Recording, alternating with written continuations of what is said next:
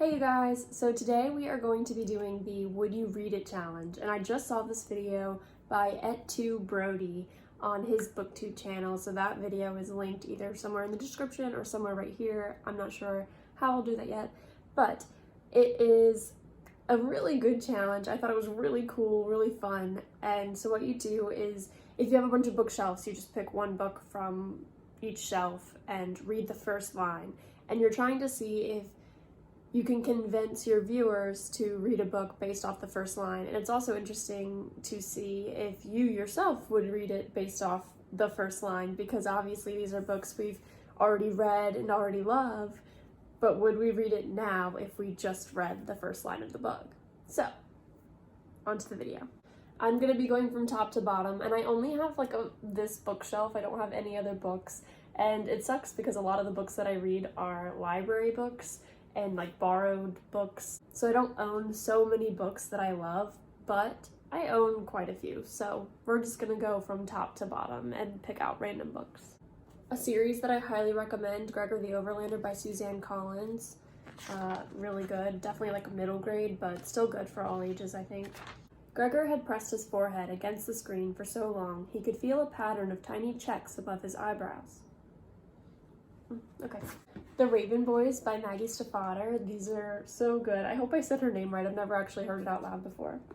Stiefvater? Stiefvater. I know she lives in Virginia, which is where I live. Blue Sergeant had forgotten how many times she'd been told that she would kill her true love. That is an opening sentence. Really good. Everyone knows this is a good book series, but if you haven't read it, please read it. The Host by Stephanie Meyer, one of my favorite books of all time. Judge me, I don't care. The healer's name was Ford's Deep Waters. What a bad line. Charm and Strange by Stephanie Kuhn? By Stephanie Quinn? That's what I'm gonna go ahead and say. This book is really good. I actually don't know many people that have read it. I don't know exactly how I came across it. I may have won it in a giveaway. I don't feel the presence of God here. Neither do I. I Hunt Killers by Barry Lyga. This one is so good. I love this series so freaking much. It's so good. Everyone should read it. Alright, let's see what the first line is. There's an epigraph in this one, so I'm just going to read the first sentence of the epigraph since it has a first sentence. It was a beautiful day.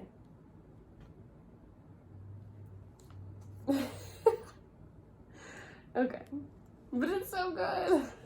The Knife of Never Letting Go by Patrick Ness. This is a really good trilogy as well. They just made a movie about this series, and I haven't heard a single thing about it. So, other than that, Tom Holland's in it, I think Daisy Ridley was in it, but I have not heard anything about it since seeing a trailer one time. So, if you've seen this, let me know how it is. But, the first line of this book, it's another epigraph, but it's short, so I'll read it. It's from Middlemarch by George Eliot. If we had a keen vision and feeling of all ordinary human life, it would be like hearing the grass grow and the squirrel's heart beat, and we should die of that roar which lies on the other side of silence. That's good. Any quote from George Eliot is going to be a good opening to a book. I mean, come on. Lincoln and the Bardo by George Saunders. This is such a good book. I highly recommend this audiobook. Oh my god. Wow. Just wow. Alright, first sentence. On our wedding day, I was 46 and she was 18.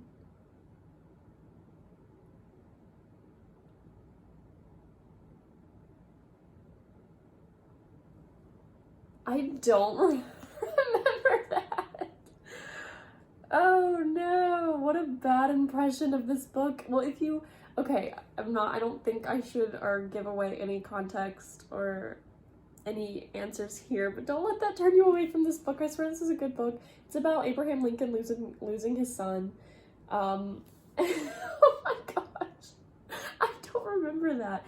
I do know though that if you know about Lincoln and Mary Todd, you know that they're only 10 years apart. So that's clearly not about Abraham Lincoln and Mary Todd. But still, oh my god, I did not remember that. On our wedding day, I was 46, she was 18. Oh no. Homegoing by Yao Jessie. This is an amazing book. Highly recommend it. She's a wonderful writer. The night Effia Archer was born into the musky heat of Fonteland, a fire raged through the woods, just outside her father's compound. It's a good book. Cat's Cradle by Kurt Vonnegut. I actually know this one without even opening it. Nothing in this book is true, is what it says. Because it's actually like an excerpt from a book within the book that he's quoting, which is so cool. It's so good. Read this. Play It As It Lays by Joan Didion. Joan Didion is a fucking force. What makes Iago evil? Some people ask.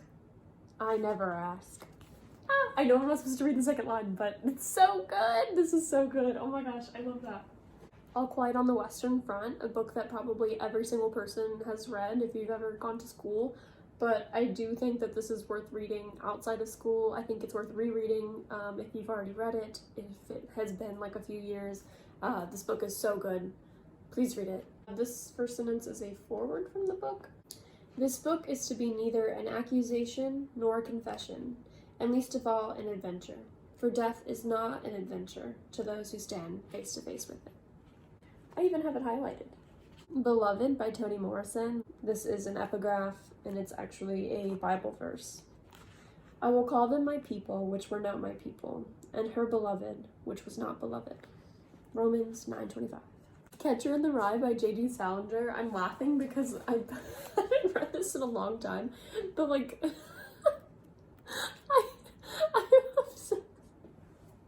I love this book so much. It's so good. And I don't care what anyone thinks. I will not tolerate Catcher in the Rye slander. If you really want to hear about it, the first thing you'll probably want to know is where I was born, and what my lousy childhood was like, and how my parents were occupied and all before they had me, and all that David Copperfield kind of crap. But I don't feel like going into it if you want to know the truth. Oh my god, it's so good. I love this book. Read it. The Language of Miracles by Rajia Hasib. I actually met the author, and I swear, yeah, she signed it. How cool is this? This is like, I think, my only signed book. So that's pretty cool. When Khaled fell sick at age 9, his grandmother descended in his parents' house and promised him healing. Look at me, just like highlighting up a storm. What the heck? I didn't even like highlight full sentences. I just highlighted like chunks of the sentence. I don't know. Grave Mercy by Robin Lefevers, I think is how you pronounce her name. This is a book that I've just kept over the years, and I don't know why, but I can't bring myself to get rid of it for some reason. And I only read it once, so I'm not exactly sure why I still have this, but first sentence. I bear a deep red stain that runs from my left shoulder down to my right hip, a trail left by Herb Witch's poison that my mother used to try to expel me from her womb. Graceling by Kristen Kishore. I really love this book. I think it's really good. I was jealous when I read it because I swear I had come up with a plot line for a book that I wanted to write right before I read this. It was very similar to this. And then I picked this up and I read it and I was like, I swear I just came up with this plot on my own, but here it is in a book. So way to go, Kristen. She got there before I did. And probably a million other people. In these dungeons, the darkness was complete, but Katza had a map in her mind. Ooh. The Unbecoming of Mara Dyer. I actually don't think I like these books anymore, but I still keep them. I think because I like the cover so much. It just reminds me of like teenage years on Tumblr, and I really like these. I don't know why I have a sticky note in there somewhere, but I definitely still argue that this would be an amazing television series. I think that Netflix should pick this up, and it would be really good for TV. I'm gonna read, I guess this is technically the first sentence. It's like a letter from the main character. My name is not Mara Dyer, but my lawyer told me I had to choose something. That's really good. Their Eyes Were Watching God by Zora Neale Hurston. Ships at a distance have every man's wish on board. This is all over the place with the writing. What in the world? Oh my gosh. Oh my goodness. I am just everywhere here. Holy crap. I mean, clearly this is like a really good book to annotate if you like to annotate while you read, which I do, because I clearly had something to say about every freaking page in here. I mean, look at this. This is insane. I don't know if you can see it. But like, what was wrong with me? No one's gonna want to reread this after me. And that's all I'm really gonna do. I mean, I have a few books on my Kindle. A lot of the books on my Kindle are ARCs, and so they're like unfinished copies, technically, of books, but I think most of them are good to go. Ooh, they did a Kindle update. Now all the series in my Kindle are like linked together, so I don't have to go searching for the series. Oh, that's so cool. All right, A Darker Shade of Magic by V. Schwab. Such is the quandary when it comes to magic, that it is not an issue of strength, but balance. That's pretty good. Malibu Rising by Taylor Jenkins Reid. Malibu Catches Fire. That's a good one. I've probably done enough, so I'm gonna stop. Oh, I forgot to do Legend by Marie Lu. This is a really good trilogy, and I love it because the writing, there's like black chapters, like chapters that are written in black ink, and then some chapters are written in like gold yellow ink, and I don't know if you can see that very clearly. Probably not, but it's really cool. I think this is the only book that I own that has like multicolored ink in it. My Mother Thinks I'm Dead. That is so good. Okay, so out of the books that I read, I think the ones that caught my attention the most were definitely this Lincoln and the Bardo one. I didn't see that coming at all, and I don't know, I think I think me telling people that that's the first line is gonna like push people away from this book, but I promise that that is not Abraham Lincoln speaking. It can't be, because he and Mary Todd were not that far apart in age. I know that for a fact. So anyway, and I don't know who's talking in that line because I only read this book one time, so I forgot. Catcher in the Rye. This is just so good. I think that first line is perfect for what this book is, and I personally think it's a good like capture line, like to pull you in, like you're like, what the fuck, like this kid is so cool. He's such an asshole. I love it.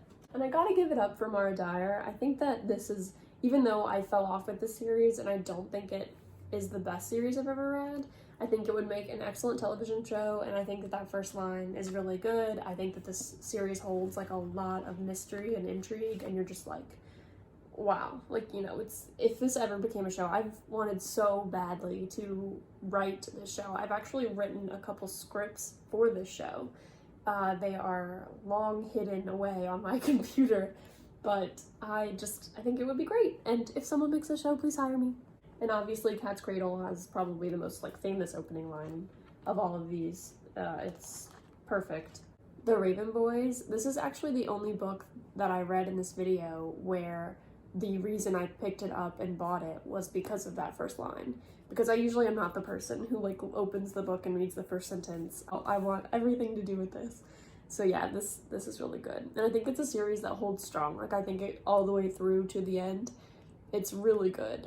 This book, good opening line. So yeah, this challenge was a lot of fun.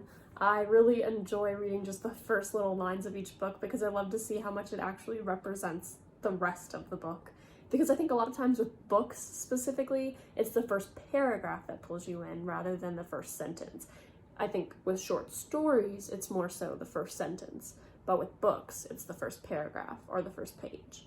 So it's really cool and fun to just read that first little snippet and see like if you would even pick it up based on that for one line alone, which I think for me most of the time, no, I would not. So yeah, this was a lot of fun, and I think a bunch of other people should do this challenge because it really is just really cool and really enjoyable, and you should do it. So thanks for watching. I hope you enjoyed it, and let me know if you would read any of these books based on those lines alone, or if you're like, oh my god, like I would not read any of those books. I want to know. So yeah, thanks for watching. I'll see you guys next time. Bye.